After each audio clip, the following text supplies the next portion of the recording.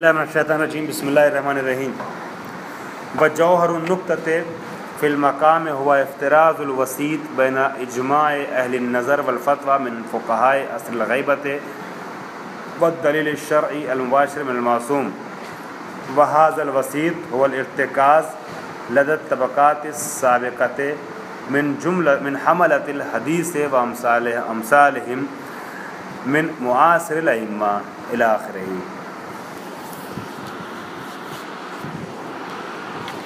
حضرات،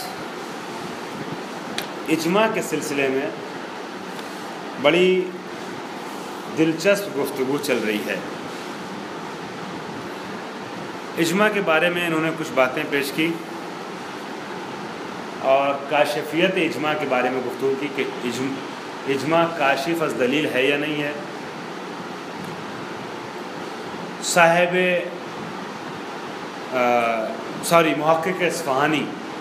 محقق اصفہانی کا نظریہ پیش کیا، ٹھیک ہے۔ انہوں نے کہا اجماع جو ہے وہ کاشف روایت ہے نا، تو وہ روایت خود ہم تک پہنچنی چاہیے تھی، ٹھیک ہے۔ بڑی بڑی روایت چھوٹی چھوٹی روایتیں ذکر کر دیتے ہیں، تو وہ روایت جس پر ان کے فتووں کا انحصار ہے وہ کیوں نہیں ذکر کیا اپنی کتابوں میں؟ اگر روایت پہنچی ہے تو ہمیں روایت کی بررسی کرنا ہوگا۔ یہ ساری باتیں کی، اس کے اس ٹائپ کے اعتراضات کا جواب بھی دیا شہید نے، اور یہ فرمایا مثلا کہ بھائی آپ جس روایت کی بات کر رہے ہیں اجماع جو ہے کاشف عن دلیل ہے مگر وہ روایت نہیں ہے۔ پہلے تو انہوں نے روایتی کو دو حصوں میں بانٹ دیا تھا، ایک روایت وہ جو دلیل بن سکتی ہے اور ایک وہ روایت کے جو دلیل نہیں بن سکتی ہے۔ محقق صاحب نے انہوں نے اصلاً شہید نے روایت کی بات ہی کو کاٹ دیا۔ انہوں نے کہا کہ آپ اس کے چکر مت پڑیے، کون سی روایت ہے کیا ہے۔ اصل اجماع جس چیز کو کشف کرتا ہے وہ کیا ہے مولانا؟ جی وہ ارتکاز ہے نا، ایک فضا، ایک جو، ایک ماحول۔ چونکہ خاص کر متقدمین کا جو اجماع ہے وہ کشف کرتا ہے اس بات کا کہ یہ عصر ائمہ سے نزدیک ہیں، راویوں سے نزدیک ہیں، محدثین سے نزدیک ہیں۔ ایک ماحول جو تھا، اس ماحول اور اس فضا جو رائج فضا تھی روات کے نزدیک اور عالمان حدیث کے نزدیک، اس رائج فضا سے متاثر ہو کر کے انہوں نے فتویٰ دیا، کسی ایک روایت کو بیس نہیں بنایا ہے۔ پھر آ کر کے یہ فرماتے ہیں وہ جوہر النکتہ، جوہر نکتہ، روح نکتہ، جان نکتہ، اصل نکتہ وہ کیا ہے؟ فی المقام اس باب میں ہوا افتراض الوسیط بین اجماع اہل النظر والفتوى من فقہاء عصر الغیبۃ والدلیل الشرعی۔ اس مرحلے میں ایک وسیط کو فرض کرنا پڑے گا، ٹھیک ہے۔ وسیط کی وضاحت ابھی یہ خود آگے کریں گے کہ وسیط کیا چیز ہے۔ ایک رابطہ، نہ کہ مستقیم۔ وسیط کے اوپر نمبر ڈال کے اپنے سمجھنے کے لیے آپ لکھ سکتے ہیں بعد میں، نہ کہ مستقیم۔ ایک وسیط کو فرض کرنا پڑے گا، ٹھیک ہے۔ اجماع کاشف ہے نا، کاشف ہے نظر معصوم کا، مگر بیچ میں نظر معصوم اور اجماع کے بیچ میں ایک چیز ہے، وہ کیا ہے آپ بتائیں تو شہید صدر کو ضرورت نہ پڑے بتانے کی۔ اجماع اور نظر معصوم کے بیچ میں ایک چیز ہے، ایک وسیط ہے، وہ کیا ہے؟ احسان، وہی شہید صدر بتا رہے ہیں۔ تو یہاں ایک ہمیں وسیط فرض کرنا پڑے گا، ہے نا۔ ان اجماع ڈائریکٹ نظر معصوم سے متصل نہیں ہو رہا ہے، مستقیما نہیں، ایک وسیط ہے۔ فرض کرنا پڑے گا ایک وسیط بین اجماع اہل نظر و فتویٰ جو عصر غیبت میں ہیں اور دلیل شرعی کے درمیان، ہے نا، کہ جو مباشر من المعصوم لی گئی ہے، وہ دلیل جو معصوم سے مستقیما لی گئی ہے، اس دلیل کے درمیان اور اجماع کے درمیان ایک واصلہ، ایک واسطہ، وسیط فرض کرنا پڑے گا۔ وہ واسطہ کیا ہے؟ وہ حاضر وسیط هو الارتکاز لدى الطبقات السابقۃ من حملۃ الحدیث وامثالهم من معاصر الائمہ۔ یہ امثالهم ذہن میں رکھیے گا۔ وہ واسطہ کیا ہے؟ وہ ارتکاز ہے کہ جو راویان حدیث اور امثال راویان حدیث کے ذہنوں میں رچی بسی ہوئی ایک چیز، ایک بات ہے نا، وہی ارتکاز جو بسا ہوا ہے۔ اس ارتکاز سے فائدہ اٹھایا کس نے؟ اس ارتکاز سے کس نے فائدہ اٹھایا؟ وہ جو فضا بنی ہوئی تھی اس سے فائدہ کس نے اٹھایا؟ علماء نے. جی علماء نے اس کے ذریعے کشف کیا دلیل کو. وَأَمْثَالِهِمْ ذہن میں رکھیے گا چونکہ آگے ایک لفظ آ رہا ہے جو اسی معنی میں ہے امثالہم، لیکن لفظ الگ ہے. حملۃ الحدیث، حاملان حدیث، و امثالہم حاملان حدیث، عالمان حدیث، محدثین حدیث. وَهَذَا الْارْتِكَازُ هُوَ الْكَاشِفُ الْحَقِيقِيُّ عَنِ الدَّلِيلِ الشَّرْعِيِّ. تو دلیل شرعی کے لیے کاشف حقیقی کیا ہے اقتدار صاحب؟ میری باتوں سے آپ نروس تو نہیں ہوئے؟ صبح والی باتوں سے دوست تنداری لذا دل من شکست بود، اعتماد بھروسہ. تو یہ ارتکاز جو ہے وہ اس میں کیا ہے؟ کاشف دلیل شرعی ہے.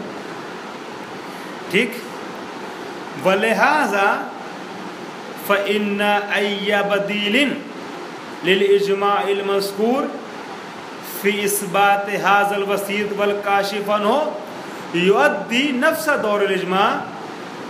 بس اسی بنیاد پر ہر وہ بدیل اور جائے گزین جو اس کی جگہ پہ ہے، ٹھیک ہے، ہر بدیل کہ جو اجماع کے لیے ہوتا ہے، اجماع مذکور کے لیے، اس بات وسیط میں ہے نا، اور کشف کرنے کے سلسلے میں وسیط کو یؤدی وہ ادا کرتا ہے وہی کردار، وہی نقش و وہی رول جو اجماع کا ہے. مطلب کیا ہوا؟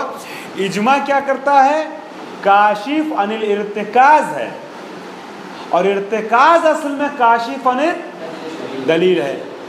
تو اجماع ہی نہیں، اجماع کے طریقے سے کچھ بھی اگر ہوگا اس ارتکاز کو کشف کرے گا تو وہی جو ہے وہ اجماع والا کام کرے گا، اجماع کی جگہ بیٹھ جائے گا، بدیل بن جائے گا، بدل بن جائے گا. سمجھ میں آ گیا نہیں سمجھ میں آ گیا؟ اجماع کیا کر رہا ہے؟ کاشف عن ارتکاز ہے.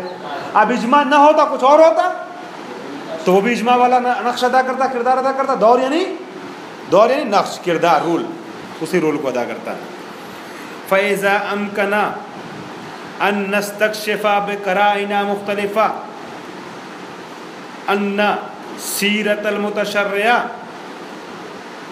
لِلْأَئِمَّةِ وَالْمُخَالِطِينَ لَهُمْ، مخالطین لہم یعنی لِلْأَئِمَّةِ وَالْمُخَالِطِينَ لَهُمْ یعنی معصوموں کے ساتھ اٹھنے بیٹھنے والے ہم نشین ہے نا، ہم نشین حضرات، مجالسین. فَإِذَا أَمْكَنَ أَن نَسْتَكْشِفَ بِقَرَائِنَ مُخْتَلِفَةٍ أَنَّ سِيرَةَ الْمُتَشَرِّعَةِ الْمُعَاصِرِينَ لِلْأَئِمَّةِ وَالْمُخَالِطِينَ لَهُمْ وَاِقْتِنَاعَاتِهِمْ، اقتناعات یعنی راضی ہو جانا، قبول کرنا، واقتناعات قانع ہونا، واقتناعاتہم ومرتکزاتہم کانت منعقدۃ علی الالتزام بحکم معین کفی ذلک فی اثبات ھذا الحکم. بس اجماع جانے دیجئے، ہم کو صرف یہ پتہ چل جائے کہ متشرعین کی ایک سیرت ہے. کون متشرعین؟ کہ جو معصومین کے ساتھ ساتھ رہے، اٹھتے بیٹھتے رہے، ان لوگوں کی ایک سیرت یہ رہی ہے. تو اگر ہم کو پتہ چل جائے کہ وہ متشرعین جو مخالطین اور مجالسین اور ہم نشین ائمہ اور معصومین ہیں، ان کی یہ سیرت رہی ہے، تو یہ ان کی سیرت بھی ہمارے لیے حجت ہو جائے گی اور کشف کرے گی رضا معصوم اور دلیل شرعی کی سے کشف کرے گی. یعنی وہی کام جو اجماع کرتا ہے وہی کام. اور اب اس حکم معین کو ہمیں ماننا پڑے گا کہ جو کس سے سمجھ میں آ رہا ہو؟ سیرت سے سمجھ میں آ رہا ہے. ٹھیک ہے. تو پتہ یہ چلا کہ اجماع ڈائریکٹ کاشف نہیں ہے دلیل کے لیے، کاشف ارتکاز ہے، ارتکاز کاشف دلیل. اب یہ ارتکاز بجائے اجماع کے متشرعین کی سیرت سے سمجھ میں آ جائے، یہ ارتکاز بجائے اجماع کے متشرعین کے سیرت سے سمجھ میں آ جائے تو اس سیرت سے وہی حکم سمجھا جائے گا. ٹھیک ہے. وہی رول ادا کرے گا جو اجماع کا ہے، سیرت بھی ادا کرے گی. وقت سبق عند الکلام ان طرق اثبات السیرت فی الحلقۃ السابقہ. اور حلقہ سابقہ میں ہم نے جب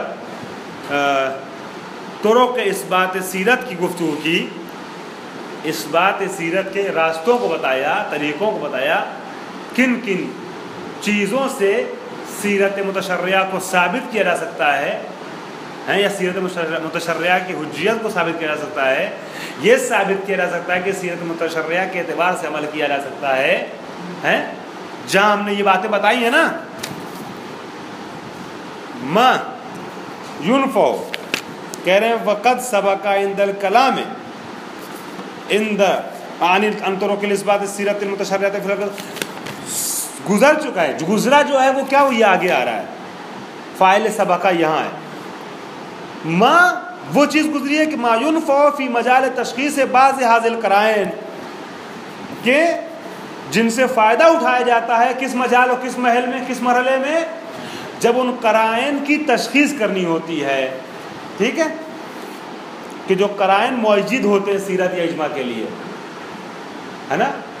تو اس کا ذکر ہم کہاں کر چکے ہیں، حلقہ سابقہ کر چکے ہیں.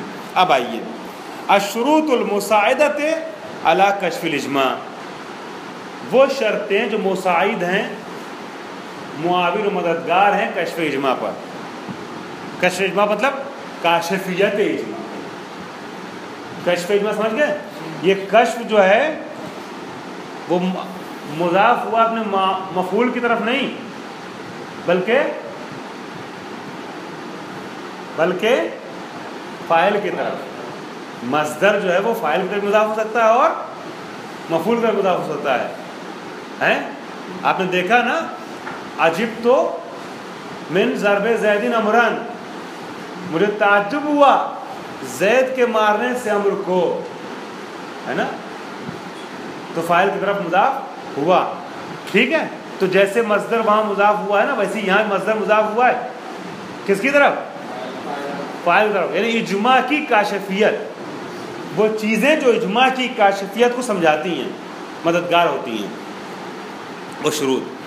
والا اساس ما عرفنا من طریقت اکتشاف الدلیل الشرعی بالاجماع و تسلسلها، اور ہم نے پہچانا وعلی اساس ما عرفنا، اور جو چیز ہم نے پہچان لی، جو ہم نے جان لیا ہے، من طریقت اکتشاف الدلیل الشرعی بالاجماع و تسلسلها، کہ اجماع کے ذریعے سے کیسے دلیل شرعی کا اکتشاف کیا جاتا ہے، اور ہم نے اس کے تسلسل کو، اس طریقے کے تسلسل کو پہچانا. یعنی تسلسل یعنی طریقہ، تسلسل کو کیسے پہچانا ہم نے مولانا؟ اجماع کاشفاً ارتکاز کاشفاً دلیل شرعی، ایک تسلسل ہے نا. تو ہم نے یہ طریقہ دیکھا اور اس طریقے میں جو تسلسل ہے اس کو دیکھا. تو ہم نے کہتے ہیں کہ والا اساس ما عرفنا، اور اس بنیاد پر جو ہم نے پہچان لیا، جان لیا ہے، طریقہ اکتشاف دلیل شرعی بالاجماع، اور تسلسل اکتشاف دلیل شرعی بالاجماع. ہم نے یہ جو چیز ابھی پہچانی نا، اس سلسلے کو جانا ہے اور اس طریقہ اکتشاف کو پہچانا ہے کہ اجماع کے ذریعے سے کیسے کشف ہوتی ہے دلیل شرعی. یعنی اجماع ڈائریکٹ نہیں کشف کرتا ہے، بلکہ بالوسیط کشف کرتا ہے، بالواسطہ کشف کرتا ہے دلیل شرعی کو. یہ جو ہم نے جان لیا نا، تو اب یمکنو ان نذکر الامور التالیہ کشروط اساسیۃ لکشف الاجماع عن الدلیل الشرعی بالطریقۃ المتقدمۃ المذکورہ متقدمۃ ذکر. اب ہمارے لیے مناسب ہے کہ ہم ذکر کریں، ممکن ہے کہ ہم ذکر کریں آنے والی کچھ شرطوں کو، ہے نا، آنے والی کچھ شرطوں کو بعنوان شرط کاشفیت اجماع یا شرط کشف اجماع، کہ یہ چیزیں جو ہیں وہ کاشفیت اجماع میں شرط ہیں. اجماع کب کاشف دلیل شرعی ہوگا؟ کہ جب یہ شرطیں اس میں پائی جائیں.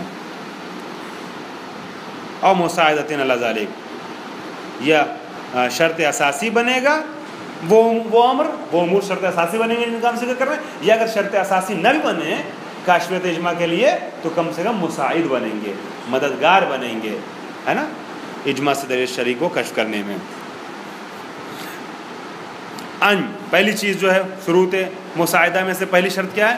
ان یکون الاجماع من قبل المتقدمین من فقہاء عصر الغیبۃ الذین یتصل عہدهم بعہد الرواة وحملۃ الحدیث والمتشرعین المعاصرین المعصومین. پہلی شرط آپ خود سمجھ گئے تھے، اجماع کاشف عن الدلیل شرعی ہے کب؟ کہ جب وہ عصر معصومین سے نزدیک ہو، کیونکہ اجماع ڈائریکٹ تو کشف کر نہیں رہا، ارتکاز کو کشف کر رہا. اس ارتکاز کو کون پیش کر پائے گا؟ 5ویں صدی ہجری والا، 8ویں صدی ہجری والا، 14ویں صدی ہجری والا. 5ویں نہ کہوں میں، 3ری 4تھی والا تو آ ہی جائے گا، ہو سکتا ہے 5ویں کو لوگ شامل کر لیں ہیں، لیکن 10ویں صدی ہجری والا تو جو متقدمین ہیں نا، متصل ہیں عصر ائمہ سے یا راویان عصر ائمہ سے، راویان ائمہ سے، وہ لوگ جو ہیں ان کا اجماع جو ہے وہ کاشف ہوگا دلیل شرعی سے. ٹھیک ہے، لأن هؤلاء هم الذين يمكن أن يكشفوا عن ارتكاز عام من لدى طبقة الرواة ومن عليهم وہی امثالهم کی جگہ آیا جو میں نے کہا تھا کہ اس کو ذہن میں رکھیے گا، وغیرہ کے معنی میں استعمال کرتے ہیں کبھی کبھی اس طریقے کے کلمات کو، دون الفقہاء المتاخرین، فقہاء المتاخرین، کیونکہ وہی وہ لوگ ہیں کہ جن کے لیے ممکن ہے کہ کشف کریں ارتکاز عام لدى طبقۃ الروات، طبقہ روات اور امثال روات کے نزدیک جو چیزیں تھیں مرتکز، اس کو کون کشف کرے گا مولانا؟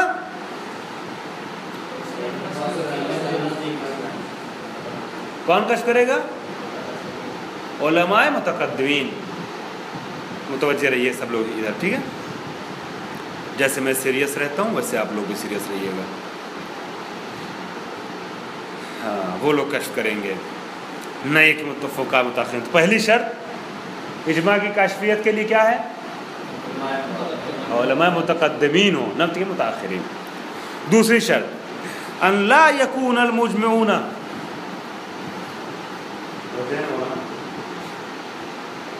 بہت تندی سے بات کر لیتا ہوں، کبھی کبھی آپ کے خبر بھی ایسے بات کرتا ہوں پلیز میرے دل کے درد سمجھ گیا، اور آپ لوگوں نے کہیں میرے دل کی محبت ہو جیسا ہو سکتا میری محنت قدر کیجیے. آپ کو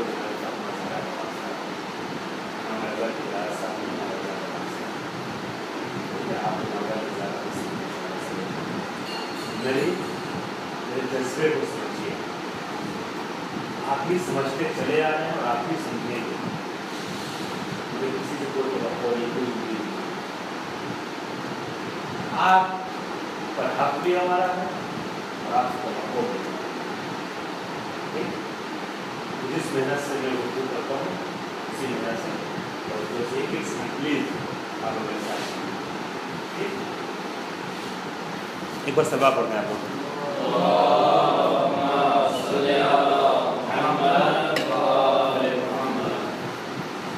اہم بات، اہم شرط چھیڑنے جا رہا ہوں، اس لیے میں نے آپ کو پھر سے متوجہ کیا.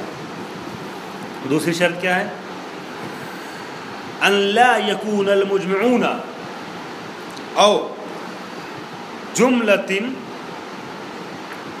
معتد بها او جملۃ معتد بها منہم، جملۃ معتد بها یعنی ایک قابل ذکر تعداد ہے نا، قابل معتد یعنی جس کی طرف اعتنا کیا جا سکے، توجہ کی جا سکے، قابل ذکر تعداد.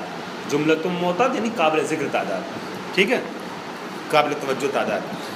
ان لا يكون المجمعون او جملۃ معتد بها منهم قد صرحوا بمدرک محدد لهم. یہ جو مجمعین ہے نا، ان مجمعین نے یا ان میں سے ایک بڑی تعداد نے کسی مدرک کا کیا بولیے ذکر نہ کیا ہو، ہے نا. لا یکون المجمعین، ذکر نہ کیا ہو ان لوگوں نے، کسی مدرک کا ذکر نہ کیا ہو. یہ بات کیوں کہہ رہے ہیں؟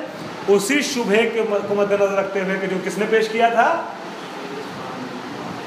احسان، موقع اصفہانی نے. اس شبہے کو مد نظر رکھتے ہوئے یہ شرط ہے سامنے. دیکھیے، اللہ کوئی مدرک کو ذکر نہ کرے مجمعین، یا مجمعین میں جو لوگ ہیں وہ کسی مدرک کا ذکر نہ کریں، ان میں سے بڑی تعداد.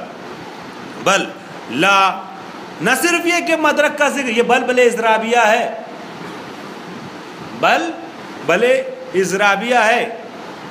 نہ صرف یہ بلکہ فلاں ہیں؟ کہتے ہیں اکلت السمکا بل راسا، اس سے اونچے چلے گئے، اس سے اوپر چلے گئے، ٹھیک ہے؟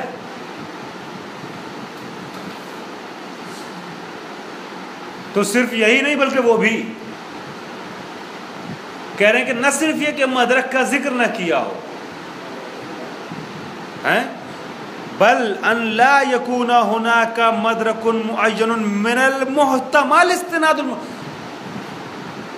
نہ صرف یہ کہ علماء نے اس مدرک کا ذکر نہ کیا ہو، بلکہ ایسا مدرک ہو بھی نہ آپ کی نظر میں کہ جس کی طرف احتمال دیا جائے کہ علماء نے اس مدرک کی بنیاد پر استناد کیا اس فتوے کے لیے، ٹھیک ہے؟ مجمعین نے اجماع کیا، ٹھیک ہے؟ دو صورت ہے، یا تو انہوں نے مدرک کا ذکر کیا ہے، ذکر مدرک، اور یا تو احتمال استناد مدرک۔ کہہ رہے ہیں اگر اجماع کی شرطوں میں سے یہ ہے کہ ذکر مدرک تو نہ کریں، وہ تو ہے ہی ہے، آپ احتمال بھی نہ دیں کہ یہ والا مدرک جو نا اس روایت کی بنیاد پر انہوں نے کیا فتویٰ دیا ہے ان دونوں علماء نے، ٹھیک ہے؟ وَإِلَّا کیونکہ اگر مدرک آ گیا تو کیا ہو جائے گا مولانا؟ محقق صاحب کی بات، کان المہم تقیم ذالک المدرک، پھر اب اس مدرک کی قیمت گزاری کرنی پڑے گی، اجماع کی نہیں، اس کی قیمت گزاری کرنی پڑے گی۔ نام فی ہذہ الحالت، ہاں اس حالت میں کہ جب مدرک ہے، جی جب مدرک ہو تو اس حالت میں قد یشکلو، یہ یشکلو مشکل کے معنی میں نہیں ہے، تشکیل کے معنی میں بناتا ہے، قد یشکلو استناد المجمعین الی المدرک المعین قوتا فیہ ویکملو یا یکملو ما یبدو من نقصہ۔ ہاں اس حالت میں کیا ہوتا ہے کہ مجمعین کا جو اجماع ہے نا، نام فی حاضرات قد یشکلو، استناد المجمعین فاعل ہے، استناد مجمعین یہ تشکیل دیتا ہے مدرک معین کی طرف، استناد مجمعین یہ تشکیل دیتا ہے، وجود میں لاتا ہے مدرک میں قوت کو، مدرک میں قوت کو، فیہ یعنی مدرک، قوتن ہے، یہ قوتن مفعول ہے، یشکل ہوگا، وَيُكَمِّلُ اور یہ استناد فقہا اور مجمعین یہ تکمیل کرتا ہے اس نقص کو کہ جو اس مدرک میں ظاہر ہے، ٹھیک ہے؟ اس مدرک کی وجہ سے مولانا اجماع حجت نہیں بنے گا، لیکن ہاں یہ اجماع اس مدرک کے ضعف کو دور کرنے میں مددگار ہو جائے گا، ٹھیک ہے؟ سمجھیں گے؟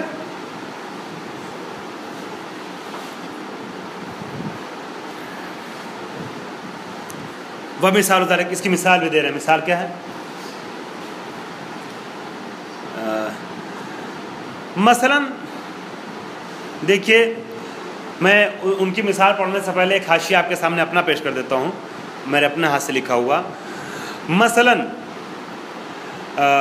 حدیث ہے لا خیر فی شرب ابوال الابل، لا خیر فی شرب ابوال الابل، کیا مطلب ہوا اس کا؟ زور سے پڑھیے نا، ہاں، ابوال الابل اونٹ کے پیشاب پینے میں کوئی خیر نہیں ہے، اس سے آپ کیا سمجھیں گے؟ آپ فقیہ ہیں، اس سے کیا سمجھیں گے؟ اس سے کیا سمجھیں گے؟ حرمت یا کراہت؟ کراہت سمجھیں گے، ٹھیک؟ اب آئیے،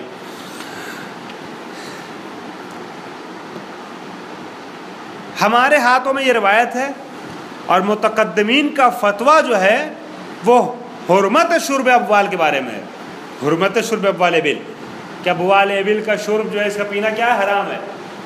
روایت ہمارے سامنے یہ ہے لا خیرہ، روایت کیا مولانا؟ لا خیرہ فی شرب ابواب ابوال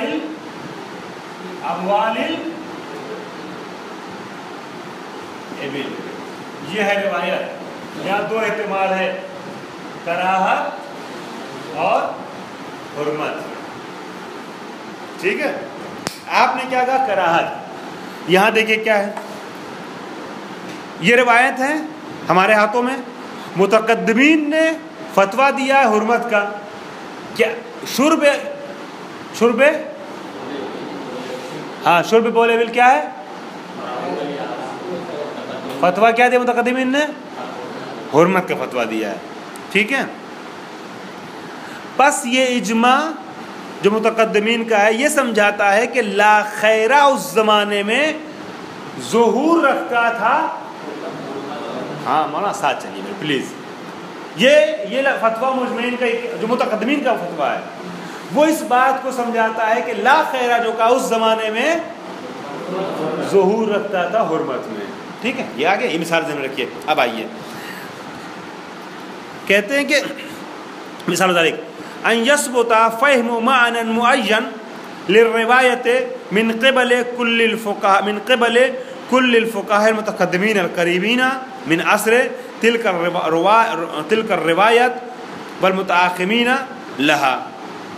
ٹھیک ہے، کہتے ہیں کہ اس کی مثال یہ ہے کہ ثابت ہو جائے ایک فہم معنی معین کسی روایت کے لیے فقہاء متقدمین کی طرف سے. ٹھیک ہے، کہ فقہاء متقدمین نے یہ معنی سمجھا اس روایت سے. ٹھیک، اور کون فقہاء؟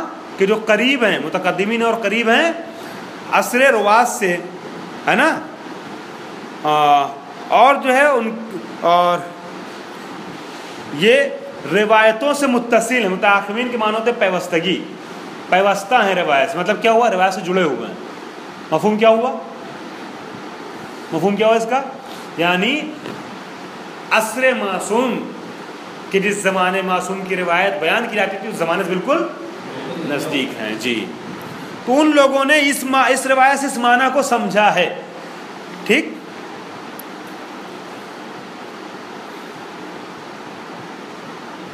نظراً لقرب اولئک من عصر النص و احاطتهم بکثیر من الظروف المحجوبۃ عنہا. باتوجہ بے ان کے اس امر کی طرف توجہ کرتے ہوئے کہ وہ لوگ عصر ائمہ سے نزدیک تھے اور بہت سے شروط و ظروف و حالات ایسے ہیں کہ جو ہم سے کیا ہیں،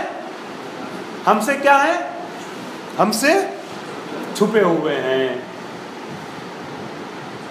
لا خیرہ سے وہ جو سمجھے ہیں نا، اس روایت کو مدرک نہیں کہہ سکتے ہم، لیکن یہ کہہ سکتے ہیں کہ اس روایت سے حرمت کا مفہوم سمجھ میں آ رہا ہے، کیونکہ ان لوگوں نے اس روایت سے حرمت کو سمجھا ہے کہ جو اس زمانے میں ہے، کہ جو زمانہ معصوم سے نزدیک ہے اور ایسے حالات و شرائط سے مواجہ ہیں کہ جو ہم سے چھپے ہوئے ہیں. ہو گیا حل؟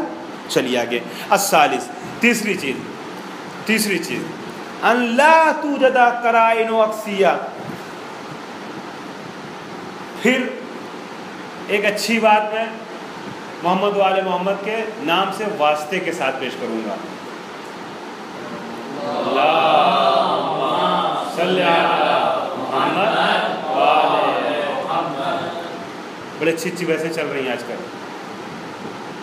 بورنگ بحثیں نہیں ہیں یہ بحثیں وہ ہیں کہ جو منبر پہ جانے والے کو عقیل الغربی بناتی ہیں. اگر دل سے پڑھ لے اور اتار لے اپنے آثار خطابت میں لیتا ہے تو عقیل الغربی بنا دیتی ہیں. یہ بحثیں بڑی اچھی بحثیں چل رہی ہیں آج کل. ٹھیک ہے. الثالث، تیسری چیز کیا ہے؟ عقیل الغربی صاحب نام آگے کیا بتاؤں میں، میری عجیب عادت ہے. عقیل الغربی صاحب متنازعہ گروپ سے ہونے کا لیبل لگا ہوا ان کے اوپر. بہت سے لوگ ان کی قدر نہیں کرتے رہے، ان کے بارے میں مختلف باتیں بیان کی گئیں، لیکن اس آدمی نے اپنے کو بہت اونچا اٹھا دیا، بہت اونچا اٹھا دیا، عظیم بنا دیا. اس وقت جو پوزیشن میں دیکھ رہا ہوں بین الاقوامی سطح پر، میں تو 7 سمندر اس پار ہو کر کے آ رہا ہوں. ہندوستان کے متنازعات جھگڑے مولانا اپنی مطلب جو چیزیں میں دیکھ رہا ہوں بندے کے بارے میں ان کو نقلی کہا جاتا ہے نا. کچھ سال میں آپ دیکھیں گے کہ ان کو نقلی نہیں کہا جائے گا, نقل صاحب سے اونچا مانا جائے گا. بنا لی اپنی امیج اس بندے نے, بنا لیے ہوئے. ہم نے بھی ہسٹری پڑھی ہے علماء کی, ہندوستان کو علماء کی. جس زمانے میں انہوں نے اپنے کو نقل صاحب کے لیول تک پہنچا دیا ہے نا, اس زمانے اس عمر میں نقل صاحب کو معیار نہیں تھا. خدا ان کو پورے عمر کا کرنے اس طریقے سے اجتہاد اور مرجعیت کا دفاع کر رہے ہیں. ٹھیک ہے, نقل صاحب کی عمر تک پہنچتے پہنچتے نہ جانے کیا معیار ہو جائے گا سمجھے, معلوم نہیں. مگر اتنا یقین سے کہہ سکتا ہوں کہ شروع کر سکتا ہوں کہ نقل صاحب انہیں نقل نہیں کہا ہے, نقل صاحب سے کہیں آگے جائیں گے اگر ابھی نہیں گئے, ابھی اگر نہیں پہنچے اس مرحلے تو کہیں آگے جائیں گے. خیر, تو محنت کی اس بندے نے. میں کیا کہہ رہا تھا, یہ بحثیں اتار لیا جائے گا اگر اپنے تکلم میں تو انسان کو عقل غربی بنا دے. آئیے کیا کہہ رہے ہیں, قرائن عکسیہ کا ایک لفظ استعمال کیا ہے.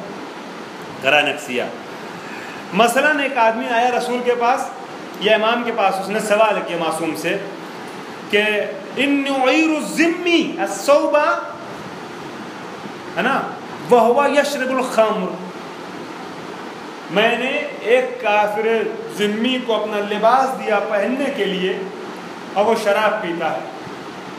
شراب پیتا ہے, کہ میں لباس کو نجس مانوں؟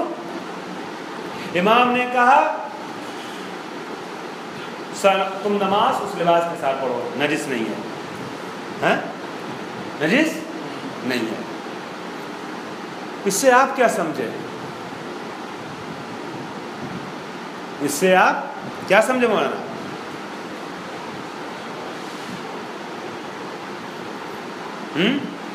کیا سمجھے بتائیے. اس نے سوال, میں نے روایت پر جہاں فقی ہے نا, ابھی آپ نے ایک اجتہاد کیا اور ہمارے زمانے کے لحاظ صحیح اجتہاد تھا آپ کا. اب دوسرا اجتہاد, آنے والے نے کہا کہ معصوم سے کہ میں نے لباس اپنا پہنایا کافر ذمی کو اور وہ شراب پیتا ہے, شارب الخمر ہے, کیا میں اس لباس کو پہن کے نماز پڑھ سکتا ہوں؟ امام نے کہا پڑھو. تو صلی معہا, مثلا اس لباس کا نماز پڑھو, نجس نہیں ہے. کیا سمجھے اس سے آپ کو, سمجھ میں آیا؟ اس کے ذہن میں وہ سوال کو کر رہا ہے شراب کے بارے میں, شرابی کے بارے میں, کہ شرابی ہے لیکن ایک قرینہ عکسیہ ہے, برعکس ہے, اس سے ہٹ کر کے اس کے علاوہ ہے. وہ قرینہ یہ بتا رہا ہے کہ وہ کافر ذمی کو نجس نہیں مانتا. کافر ذمی کو اس کا سوال شرب خمر کی وجہ سے ہے, کفر کی وجہ سے نہیں ہے. کب میں نے کافر ذمی کو, ایک ذمی کو اپنا لباس پہنایا, عیسائی ہے, یہودی جو بھی ہے, ایک ذمی کو میں نے اپنا لباس پہنایا ہے, وہ شارب الخمر ہے, کیا میں نماز پڑھ سکتا ہوں؟ اگر شرب خمر کی طرف اس کی تاکید توجہ نہ ہوتی تو پھر سے اتنا کہتا کہ جب ذمی کی پڑھائی پہنائے کپڑے میں نماز پڑھ سکتے ہیں. مگر یہ شرب خمر کا اضافہ بتا رہا ہے کہ اس کی نظر میں کافر ذمی کیا ہے, ہاں نجس نہیں ہے. اس کا اگر پڑھنا خالی ذمی ہوتا نا, ذمی غیر شرابی, تو سوال نہیں کر سکتے, نماز پڑھتا. یہ قرینہ عکسیہ ہے. ٹھیک ہے, کہا کچھ اور ہے, سمجھے کچھ اور ہے, اس سے آگے کچھ اور کسی اور بات کے اوپر بھی قرینہ بن گیا. سوال لباس کے بارے میں ہے, شرب خمر کے بارے میں ہے, مگر اس کے علاوہ کچھ اور بھی آپ سمجھیں, وہ طہارت ذمی ہے.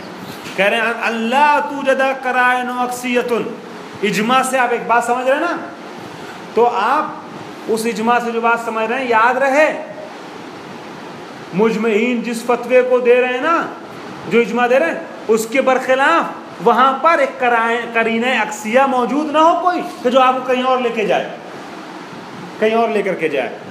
تدل علی انہ فی عصر الروات والمتشرعات المعاصرین للائمۃ علیہم السلام, لا یوجد ذلک الارتکاز والروایت الواضحۃ اللذین یراد اکتشافہما عن طریق اجماع الفقہاء المتقدمین.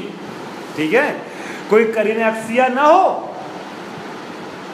کہ جو یہ سمجھا دے کہ جس ارتکاز کی طرف آپ کا ذہن جا رہا ہے اس فتوے کے نتیجے میں وہ ارتکاز عصر ائمہ میں تھا ہی نہیں. ٹھیک ہے, وہ ارتکاز عصر ائمہ میں تھا ہی نہیں کہ جس ارتکاز کی طرف آپ کا ذہن جا رہا ہے. ٹھیک ہے, بس پتہ یہ چلا کہ جس ارتکاز کو آپ اس اجماع کے ذریعے سے سمجھ رہے ہیں اس ارتکاز کے خلاف قرینہ عکسیہ موجود نہ ہو. والوجہ فی ھذا الشرط واضح, وجہ دلیل اس شرط کی وجہ سبب واضح ہے. کیوں؟ بعد ان عرفنا کیفیت تسلسل الاکتشاف و دور الوسیط المشار الیہ فیہ, اس وساطت کو سمجھنے کے بعد اور اس وسیط کے نقش کو سمجھنے کے بعد اور اس کیفیت تسلسل اکتشاف کو سمجھنے کے بعد جو ہم پیش کر چکے ہیں. کیا اجماع کب حجت ہوتا ہے؟ فی نفس نہیں, اجماع کاشف عن ارتکاز ہوتا ہے. ارتکاز کاشف عن دلیل شرعی ہے.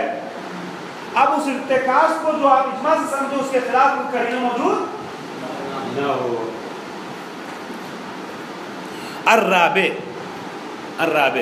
چوتھی اور آخری چیز, ان تکون المسألۃ من المسائل التي لا مجال لتلقی حکمها عادۃ.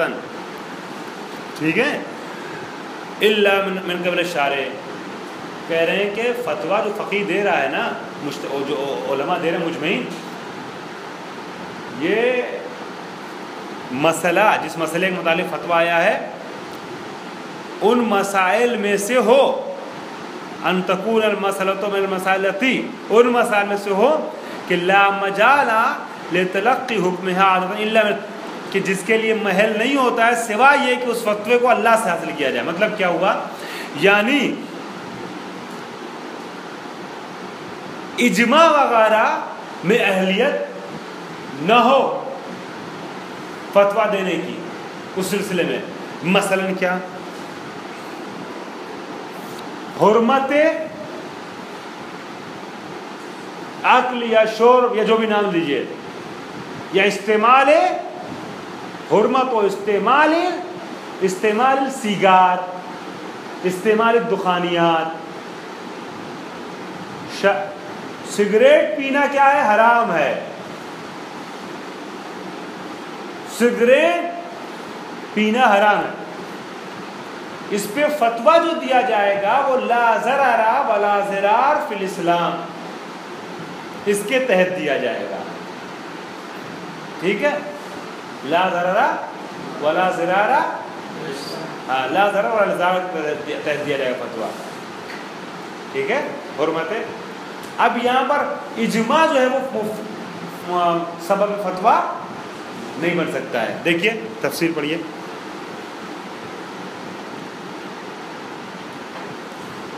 لا ضرر ولا ضرار نے ایک دلیل پیش کی, ایک جملہ کہہ دیا, اور یہ پتہ ہے کہ سگریٹ جو ہے وہ انسان کے لیے کیا مضر ہے, تو ناصر مکارم شیرازی صاحب آ کر فتویٰ دے رہے ہیں کہ سگریٹ پینا جو کیا ہے؟ حرام ہے. سگریٹ پینا حرام. میں بھی اگر مفتی ہوتا, میں پہلے کہہ چکا ہوں, میں مفتی ہوتا تو میں حرام کا فتویٰ دیتا. سگریٹ پینا میری نظر میں حرام ہے, چاہے بیڑی ہو چاہے سگریٹ ہو, چاہے, ہے نا, یہ سب جو ہے اسی زمرے میں ہے. ہاں, میرے نظر میں یہ دونوں حرام ہیں. کوئی میری تقلید کرتا ہوگا تو مجھ سے کہیں حرام ہے. ٹھیک ہے, ٹھیک ہے. طالب علم ہے, متجزی بھی شاید نہیں ہے, بلکہ نہیں ہے یقیناً, متجزی بھی نہیں ہے مگر متجری ہیں. ساتھی رضی صاحب متجری ہو کر کے جملہ کہہ رہے ہیں, ہے نا. رضوی صاحب نے چھوڑ دیے سب کام, ورنہ کیا کرتے, کروا دیتے. انہی سے امید وابستہ تھی یہ کچھ ہماری شخصیت بنائیں گے, خراب کر رہے ہیں, بوڑ رہے ہیں یہ. ٹھیک ہے, وہی بات ہوتی ہے, لوگ زبان دیکھ لیتے ہیں دل نہیں دیکھ رہے نا. کیا خیال ہے پھر صاحب؟ زبان دیکھتے ہیں لوگ نا آج کل، دل نہیں دیکھتے نا چلیے خیر، تو ان تکون المسئلہ، تو ذیشان صاحب نے حوصلہ بڑھا دیا تھوڑا سا. ہم پہلے والے پہ غور کر رہے ہیں، آپ کے جملے کے پہلے حصے تھے غور کر رہے ہیں، ٹھیک ہے. ان تکون المسئلہ من المسائل التي لا مجال لتلقی حکمها عادتا الا من قبل الشارع. مسئلہ ان مسائل میں سے ہو کہ جس کے لیے کوئی محل اور مجال نہیں باقی رہ جاتا ہے سوائے یہ اس کو حکم کو تلقی کرنے حاصل کرنے کے لیے کوئی محل نہیں رہ جاتا ہے عادتاً عام طور پہ، مگر یہ کہ وہ خود و خود ڈائریکٹ کس کی طرف سے ہو؟ شارع کی طرف سے ہو. واما اذا كان بالامکان تلقی ہے من قاعدۃ عقلیۃ مثلا، یا اگر، لیکن اگر ہے نا، میں نے مثال پہلے دے دی لا ضرر لا ضرر والی، آپ کے ذہن میں آ گئی پہلے، لیکن شاید جو بات میں کہنا چاہ رہا تھا وہ منتقل نہیں ہوگی. ڈر لگ رہا ہے کہ پہلے مثال دینے چکر میں الٹی بات منتقل نہ ہو گئی ہو، لہٰذا اس مثال میں پھر آؤں گا، مگر اس کو پڑھ لیتا ہوں پہلے پیراگراف. کہہ رہے ہیں کہ وہ مسئلہ کہ جس مسئلے پہ فتویٰ دیا ہے مجمعین نے، وہ مسئلہ ان تکون ان مسائل میں سے ہو کہ جس کا حکم صرف اور صرف شارع کی طرف سے آتا ہے، شارع کی طرف سے آتا ہے. واما، لیکن اگر اذا كان بالامکان تلقی ہے من قاعدۃ عقلیۃ مثلا، لیکن اگر ممکن ہو اس مسئلے کو تلقی کرنا، حاصل کرنا قاعدہ عقلی کے ذریعے سے، او کانت مسئلۃ تفریعیۃ، یا ایک مسئلہ تفریعی ہو.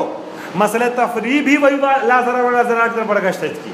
مسئلہ تفریعی ہو کہ قد یستفاد حکمها من عموم دلیل، کہ جس کا حکم مستفاد ہو، سمجھ میں آئے عموم دلیل کے ذریعے سے، ہے نا، یا اطلاق کے ذریعے سے، فلا یتم الاکتشاف المذکور، بس اکتشاف مذکور صحیح نہیں ہے، اکتشاف مذکور صحیح نہیں ہے. عقلیتاً اور تفریعتاً دونوں پہ مثال ایک ہی لکھیے گا، لا ضرر ولا ضرار سے استفادہ کرنا، حرمت استعمال دخانیات کا، ٹھیک ہے، دونوں کی مثال ایک ہی ہوگی.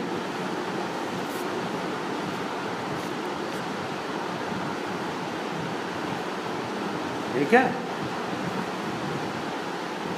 بس مسئلہ یہ پتہ یہ چلا کہ جس مسئلے پہ اجماع ہوا ہے وہ مسئلہ ان مسائل میں سے نہ ہو جن کا اکتشاف دلائل عقلیہ کے ذریعے سے ہوتا ہے. ٹھیک ہے، دلائل عقلیہ کے ذریعے سے ہوگا تو ڈائریکٹ آپ انہیں سے رابطہ کریں گے، پھر اجماع کی طرف رجوع نہیں کریں گے. مقدار و دلالت الاجماع انشاءاللہ کل کے جلسے میں اس کو پیش کریں گے. الحمدللہ رب العالمین. اچھا کل چھٹی ہے، بعد میں عرض کروں